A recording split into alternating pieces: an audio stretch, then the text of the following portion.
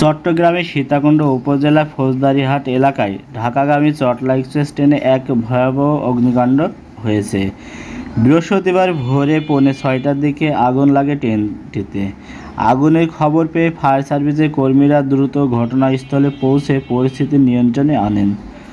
Chittagong fire সার্ভিসে জানায়, ট্রেনটি ফৌজদারিহাট এলাকা অতিক্রম করার সময় এর পাওয়ার কারে আগুন ধরে যায় বলে ধারণা করা হচ্ছে। মুহূর্তে সেই আগুন ছড়িয়ে পড়ে পাশের শীততাপ নিয়ন্ত্রিত বগিতে বা এসি বগিতে। এতে যাত্রীদের মধ্যে চরম আতঙ্ক সৃষ্টি হয়।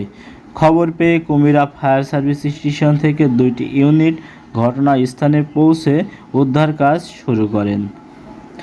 দীর্ঘ প্রচেষ্টার পর আগুন নিয়ন্ত্রণে আসায় বড় ধরনের প্রাণহানি বা ক্ষয়ক্ষতির হাত থেকে রক্ষা পেয়েছে ট্রেনটি। বর্তমানে পরিস্থিতি স্বাভাবিক রয়েছে এবং ক্ষতিগ্রস্ত বগিতে উদ্ধারের কাজ করছে ফায়ার সার্ভিসের টিম। তবে আগুনের প্রকৃত কারণ ও ক্ষয়ক্ষতির পরিমাণ তাৎক্ষণিকভাবে নিশ্চিত করতে পারেনি সংশ্লিষ্ট কর্তৃপক্ষ।